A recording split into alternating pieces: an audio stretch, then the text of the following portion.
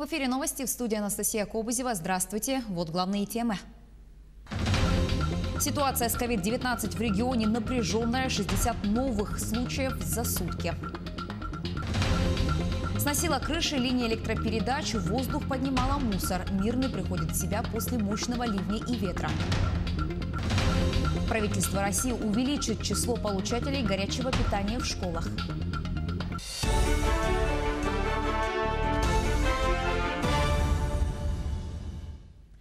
Площадь лесных пожаров в Якутии уменьшилась почти на 6 тысяч гектаров. Сложная обстановка сохраняется на территориях Верхоянского, Кобяйского, Тампонского и Усть-Алданского районов, где зарегистрировано 24 очага. Все превентивные мероприятия по противопожарной защите населенных пунктов выполнены. Об этом сообщили в МЧС России по Якутии. За минувшие сутки в регионе возникли 2 лесных пожара, 47 ликвидировали. С огненной стихией боролись около 460 человек и более 60 единиц техники. Мирные приходят в себя после мощного ливня. Местные жители до сих пор обсуждают недавние капризы погоды. Вместе с осадками в алмазную столицу нагрянул сильный ветер. Сносила крыши, линии электропередач, в воздух поднимала мусор, а на дорогах и вовсе образовался коллапс. Кристина Каширина продолжит.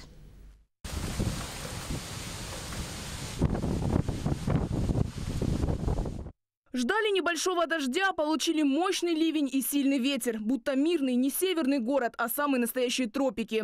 Ураган продлился минут 15, но принес немало бед. Одних непогода застала на детской площадке, взрослые дети промокли до нитки, а водители вообще испытали шок. Видимость была нулевая, некоторые неожиданно для себя выехали на встречку, хотя, скорее всего, все-таки выплыли.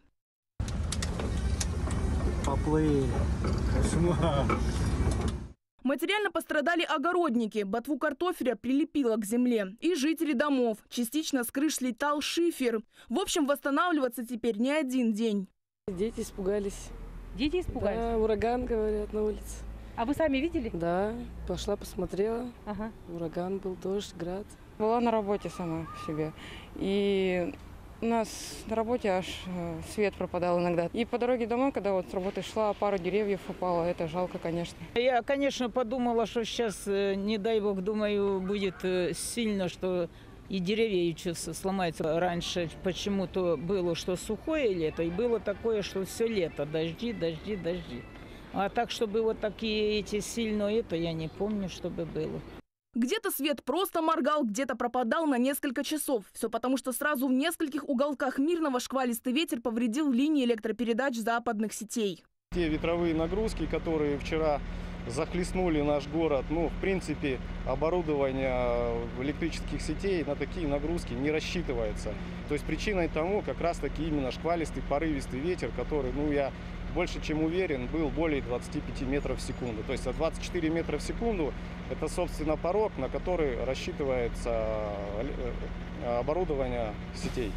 Чтобы восстановить линии, поднять, поставить на место, закрепить, пришлось привлечь энергетиков из Чернышевского и Ленска. Работать бригады начали с вечера 11 августа. Закончат лишь к ночи 12-го. А с сегодняшнего утра в обход по домам пошли члены комиссии ЖКХ. Им предстоит оценить ущерб, который зданиям нанесла погода. Кристина Каширина, Иванна Филиппова, Кирилл Шолохов, телеканал «Алмазный край». Суд отправил под домашний арест депутата Госсобрания Якутии по подозрению в подкупе. Об этом сообщили в Следственном управлении СК России по республике. Напомню, по данным следствия, через участок кооператива проходит автомобильная дорога, используемая одной из крупных золотодобывающих компаний. Подозреваемый шантажировал руководство предприятия, угрожая запретить проезд и требуя заключить договор по перевозке каменного угля по завышенной цене с фирмой своего знакомого. Решением суда он помещен под домашний арест. Следователь продолжает следственные мероприятия, направленные на сбор и закрепление доказательственной базы по уголовному делу. Форум «Здоровье нации. Основа процветания России» стал первым специализированным выставочным мероприятием после снятия ограничительных мер в Москве. Центральная тема обсуждения – перенастройка системы здравоохранения в условиях новых вызовов. На выставке представлены достижения отечественной медицинской промышленности и лучшие региональные практики борьбы с COVID-19. На площадках форума Якутия впервые представила несколько проектов, такие как медицинская экспедиция «Долгун», облачная поликлиника, онкологическая помощь и медицина катастроф. Мы привезли проект онкологической службы. Вот не побоюсь сказать, что это единственная, наверное, служба, которая продолжала работать во время пандемии в плановом режиме. Наши онкологи перестроили свою работу так, чтобы не прекращать плановые госпитализации пациентов. И вот об этом очень хороший проект здесь показан. Ваши коллеги были у нас, их впечатлило на самом деле и сроки постройки, и качество постройки, и те условия, которые созданы внутри, как для пациентов, так и для сотрудников. 80% материалов, из которых этот госпиталь построен, были нашего башкирского производства. На сегодняшний день при работе с пациентами мы используем наши средства индивидуальной защиты. Это комбинезоны, маски, бахилы. Это все нашего местного производства. Ситуация с распространением COVID-19 в Якутии остается напряженной. Об этом заявил глава региона Айсан Николаев в ходе брифинга по эпидситуации в республике. По последним данным, еще 62 человека в Якутии заболели новой коронавирусной инфекцией. Из них 39 случаев зарегистрированы в Якутске, остальные в районах республики.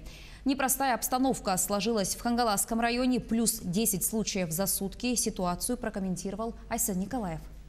По Хангаласскому району хочу остановиться отдельно, потому что, к сожалению, в эти дни этих случаев уже много, и это связано с заболеванием в Мухсогловском психоневрологическом диспансере. К огромному сожалению, за последние несколько дней у нас в 3 социальных учреждениях, 2 из них в городе Якутске и 1 вот в Хангаласском районе, зафиксировано практически 100 случаев заражения новой коронавирусной инфекцией постояльцев этих социальных учреждений, домов престарелых, вот психоневрологических диспансеров. Это говорит о том, что, к сожалению, Министерством труда не были извлечены уроки из той ситуации, которая недавно у нас случилась в Томутском психоневрологическом диспансере. Мною дано поручение администрации главы правительства республики совместно с правительством рассмотреть вопрос о персональной ответственности руководства Минтруда за случаи заражения людей в социальных учреждениях республики. На 2000 человек больше планируют привить от гриппа в осенний период алданские медики. Связано это с новыми штаммами гриппа, которые появятся на территории нашей страны. Когда поступит препарат в больницы района, в материале Руслана Павлова. Прививка не панацея, а залог здоровья и снижения рисков заболеть вирусом гриппа, который видоизменился и готов проверить на прочность населения. Эпидемический сезон гриппа будет развиваться в очень тяжелых условиях. Но, во-первых, на территорию нашей страны придут новые вирусы гриппа, от которых ранее население не прививалось. И, во-вторых, нынешний сезонный грипп будет развиваться в условиях продолжающейся нескончаемой пандемии новой коронавирусной инфекции, что может вызвать тяжелые случаи течения с осложнениями, с летальными исходами. За прошедший эпидсезон в Алданском районе против вируса гриппа привито 54% населения, в том числе дети. При этом простудными заболеваниями переболели 34% людей.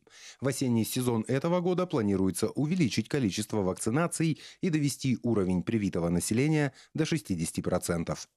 Значит, вакцина бесплатно поступит для детского населения и для лиц из группы риска. Это медицинские работники, педагоги, лица пожилые старше 65 лет, лица, страдающие хроническими заболеваниями легочной системы сердечно-сосудистой, работники социальных учреждений. Ну а для работников промышленных предприятий руководители должны позаботиться и приобрести вакцину. Население по-разному относится к вакцинации, ведь кроме прививок от гриппа актуальных еще множество, и они также снижают риски заражения. Клещевой энцефалит. Это прям вот все уже. Делаем много прививок. Прививки против кори актуально теперь ставим взрослому населению. Ну и все такие гепатит А, гепатит Б. Вакцина от гриппа поступит в медицинские учреждения в конце августа, и по рекомендации эпидемиологов прививку полезнее всего сделать в сентябре-октябре. Для вакцинации применят вакцину, рекомендованную Всемирной организацией здравоохранения, в состав которой вошли новые штаммы гриппа, еще не проявлявшиеся на территории нашей страны. Руслан Павлов, Сергей Шипачев, Алдан.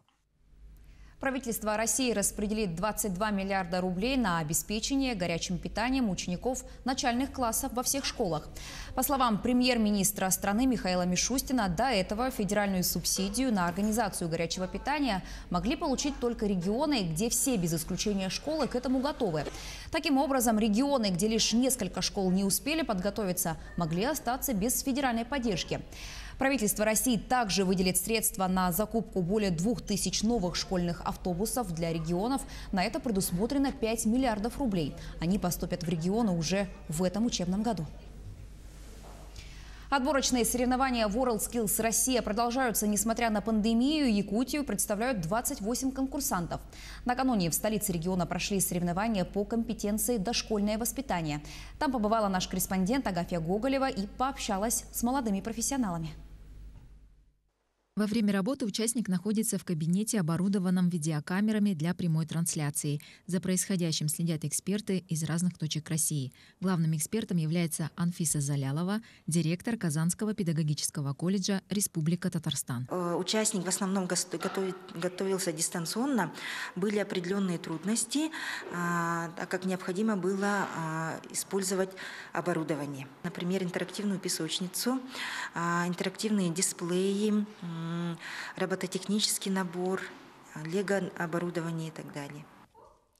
В возрастной категории профессионалы Якутию представила Валентина Пестерева, выпускница педагогического колледжа. Во время задания она провела организационно-мотивационную беседу с волонтерами, которые изображали детей, поиграли в дидактическую игру и затем закрепили все полученные знания в сюжетно-ролевой игре. Движение уже 3-й год, да, и я вижу, что я очень выросла за это время, именно профессионально. В будущем мне, конечно, в профессии моей поможет. Так я иду работать воспитателем.